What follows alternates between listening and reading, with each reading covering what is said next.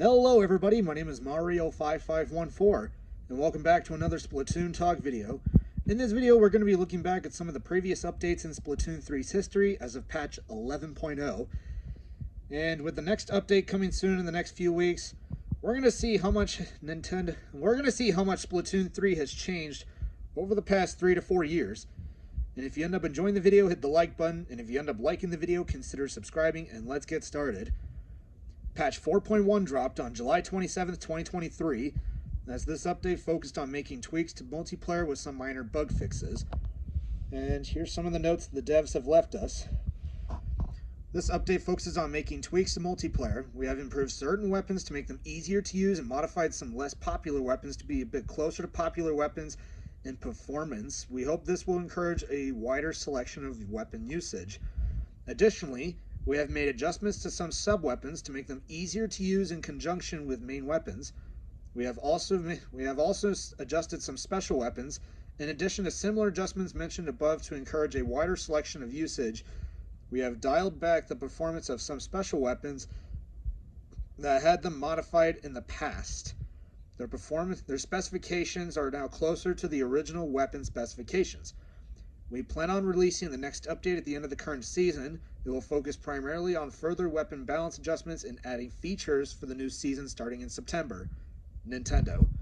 So yeah, with that being said, we're going to see what the devs actually gave us. Alright, as we jump right into the multiplayer changes. First up is Aerospray, where the amount of ink consumed was reduced by approximately 9%. Originally, it used about 0.055%, now it's using 0.05%. Or about 0.5%, I should say. So it went from 0.55% to 0.5%. So yeah. Up next is Splattershot, where the scatter of shots while on land was reduced by approximately 17%. Basically, its ground RNG was reduced from 6 degrees down to 5 degrees. This also includes mid-air shot scatter reduction from the Intensify Action gear ability. The mid-air ink scatter will now be closer to the effect while shooting on land. Yeah, Splattershot's not the only weapon that got this. NZAP 85 also got the same buff, reduced the scatter of shots while on land by approximately 17%. And keep in mind, NZAP 85 is considered top tier, so yeah, it's kind of crazy that Zap got this kind of buff along with Splattershot. So yeah, its ground RNG went from 6 degrees down to 5 degrees, and its mid-air shot scatter reduction will be closer to the effect of when you're shooting on land. So yeah, not to mention NZAP 85 has Tacticooler, and he basically negates the jump RNG for 17 seconds as of 4.0. So yeah. A lot of people were asking, did any of these shooters need these changes? The answer was not really, but I mean, if you look back at the previous updates, Nintendo really liked to buff shooters randomly for some reason. Up next is the Splattershot Pro, where it actually finally got a buff, where the radius of the ink splatter at the point of impact was increased by approximately 8%. This was especially nice for Forge, given that originally it only got Booyah Bomb at 210p, meaning that you got it at least like 2 to 3 Booyah Bombs a match. And I mean, with the recent nerf that Machine was given in 4.0, Forge was like the next best thing. But I mean, it was still 210. And from what I've heard, people were running like a charge-up set on it. I mean, they could, but at the same time, but it just wasn't worth it as much. But this was a step in the right direction, and it was the first buff that Pro has been given in a very long time. Up next is Luna Blaster, where they reduced the scatter of shots in midair by approximately 25%. Basically, its jump RNG went from 8 degrees down to 6. However, also made midair shot scatter reduction from the Intensify Action gear ability easier to activate even with a smaller number of gear abilities. The midair ink scatter will now be closer to the effects while shooting on land, similar to what we gave Shot and Zap. And the effect gained from equipping the maximum number of Intensify Action gear abilities will not change.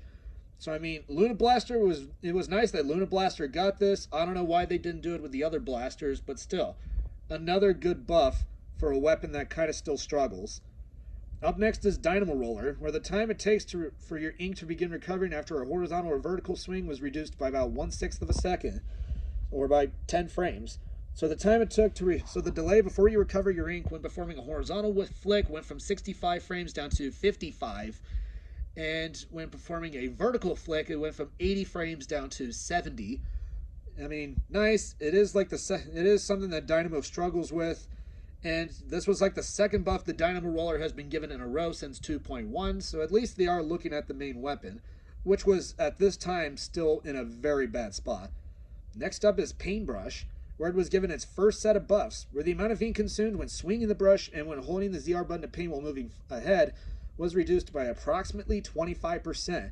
This is what put Paintbrush in a much better position. And it won't be the last time that Paintbrush would get buffed, as we would start seeing in later updates.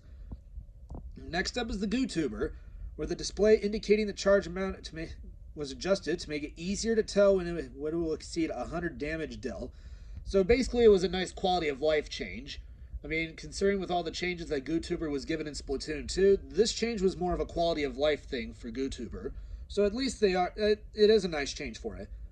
Up next is the Blobber, where the radius of ink splatter at the point of impact and from ink spray will be increased by approximately 10%. So basically, Blob will paint about 10% better. I mean, this was an okay thing, I guess, but remember, Slosher is still rising through the ranks, and it's almost considered a top tier. However, it wouldn't be until later updates that Slosher would start seeing more and more use. And last up on our main weapon changes is the Tri-Stringer, where the damage dealt to opponents by the explosions of shots lodged in the terrain from 28 to 30, and its movement speed while charging and while fully charged was increased by approximately 13%. Almost similar to the buff that Pencil was given in the previous update, which is actually a really good change.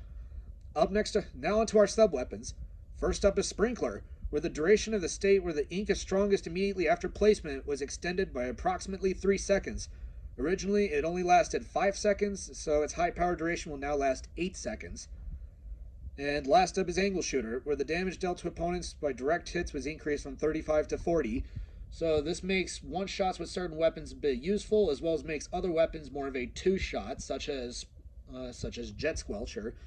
I mean, this was a nice change, but remember, people would still prefer Burst Bomb and Point Sensor over this sub. But now, we move on to our specials.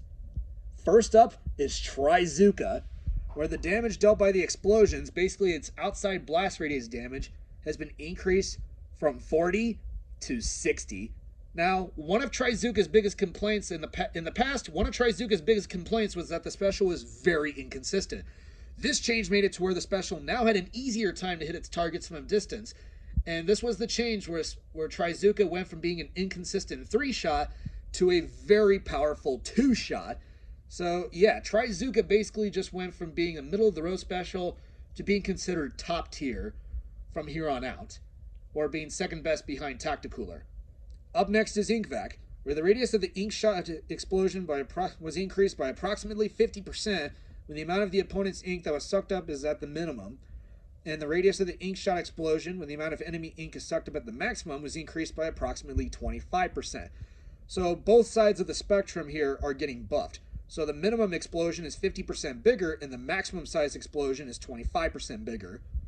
Next up is Super Chump, where the amount of damage dealt to a player caught in an explosion near a decoy, basically the damage from an inside explosion was increased from 60 to 70, and increased the radius of that area by approximately 38%. And increased the radius of the decoy explosion area that deals 35 damage by approximately 20%. This is what put Super Chump in a much better position, and it became a much better entry tool. And we started seeing NZAP 89 and custom dually squelchers, or CDS, a little bit more. However, NZAP 89 was the clear winner, being 20 points cheaper than CDS. It had better ink efficiency, and NZAP was considered a lightweight, so it had much better mobility than CDS. And last up is Inkjet, where the radius of the explosion area that deals 50 damage was decreased by approximately 15%, basically reducing it from 3 units down to 2.55 units. So this led to the slow exponential fall of Inkjet, and it led to a huge jump for Trizooka. And points for special changes are pretty brief, just a few of them. Neo, Clash Blaster, and Carbon Roller were our first weapons to reach 170p. Carbon Roller had Auto Bomb Zipcaster, but I mean, people were wanting to use Burst Bomb and Trizooka on the Carbon Deku kit more than Zipcaster and Auto Bomb on the regular model. And Neo Clash was already losing out to NZAP 89, so this was pretty much unnecessary here, but whatever. They didn't really see as much use. Rapid Blaster Pro Deco would get Killer Whale 5.1 and 190. Tri-Slosh Nouveau would get Cooler at 190. And I think with Cooler being a much better special, I think this is like a fair trade-off here for it. However, it's also going to be harder to run Tri-Slosh Nouveau in place of NZAP 85, especially because Zap isn't here. Zap is still 180p. So yeah, Mini Splatling was also given 190p for some reason. I don't know why. And Ballpoint was made 210 for Inkjet. I mean, surprising how this is not another Splash incident or another incident where Splash dodges the bullet, though Splash is still 200p for some reason. And yeah, after all of these changes here, the biggest one was to Trizooka. This right here was what boosted its viability and its popularity. So your Zuka weapons, such as Splattershot, Squeezer, and Carbonilla Deco, as well as Sorella Tentebrella, would start seeing a bit more usage, as well as become more relevant in the future. Though Shot and Squeezer were the biggest winners. And in fact, Shot and Squeezer had a bit of natural synergy with each other, given that Splattershot was a painter that could just paint very effectively and was a frontline slayer. And Squeezer was also a midline focused skirmish weapon that could also be used as a slayer as well. I mean, Shot was more of a slayer type support like we see with Zap, and Squeezer is your slayer type skirmish weapon, or it's a slayer weapon that can be ran in a line of skirmish, given that Squeezer could stall the fight out longer than usual, which I think is nice. So yeah, we saw Trizooka rise through the ranks very quickly. Not to mention, Trizooka also had 3 annoying attributes that a lot of people would start seeing after the update. The first one being it had a very fast startup. Originally, its startup was 15 frames, meaning that you could just panic it pretty much at any given time. The second one being a giant AoE radius, given that its old 60 damage radius was 4 units. Yeah, it was 4 units wide compared to Inkjet's 2.55 unit 50 damage radius. So yeah. And the third one was the jank, or how the spiraling bullets work.